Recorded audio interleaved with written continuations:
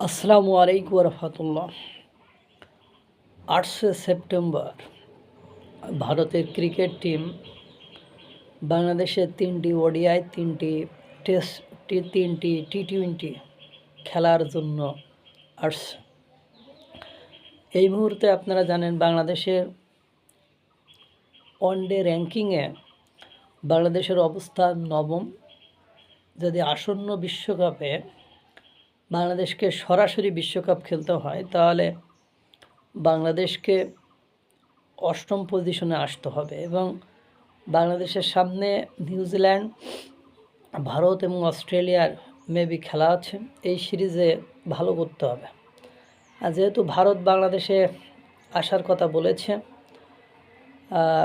এবং ভারত বাংলাদেশে আসবে বলে আয়ারল্যান্ডের সাথে বাংলাদেশের যে খেলাটা ছিল সে খেলাটি যে কোনো কারণে বাতিল হয়েছে। ইট মেবি হতে পারে আয়ারল্যান্ড অথবা বাংলাদেশের পক্ষ থেকে এটাকে বাতিল করা হয়েছে বা যাই হোক একটা ঘটনা ঘটেছে।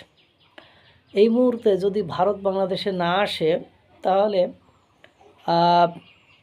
বাংলাদেশের সরাসরি বিশ্বকাপে খেলার যে অপরচুনিটিস, যে সুযোগটি রয়েছে সেই সুযোগটি হাতছাড়া হয়ে যাবে। এটা অনেকে হয়তো বা জানেন না।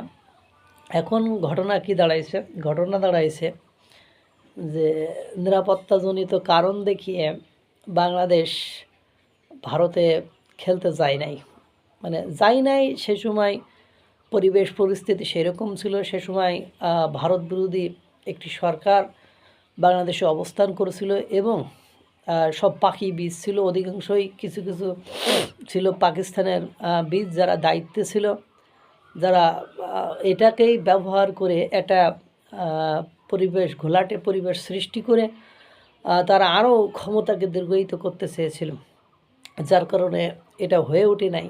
এখন যে সরকার আছে সেই সরকারের যদি ক্ষমতায় থাকতে হয়, এখন যে সরকার ক্ষমতায় আছে সেই সরকারকে যদি ক্ষমতায় থাকতে হয় তাহলে ভারতের সাথে মিলেমিশে থাকতে হবে। আদারওয়াইজ তাদের কোনো উপায় আছে বলে আমার জানা নেই। এই মুহূর্তে আপনারা জানেন সারা বাংলাদেশের দেখলাম মোটর বাইকওয়ালারা অশ্রাব্য অকথ্য ভাষায় বাংলাদেশের বিএনপি সরকারকে গালিগালাজ করছে।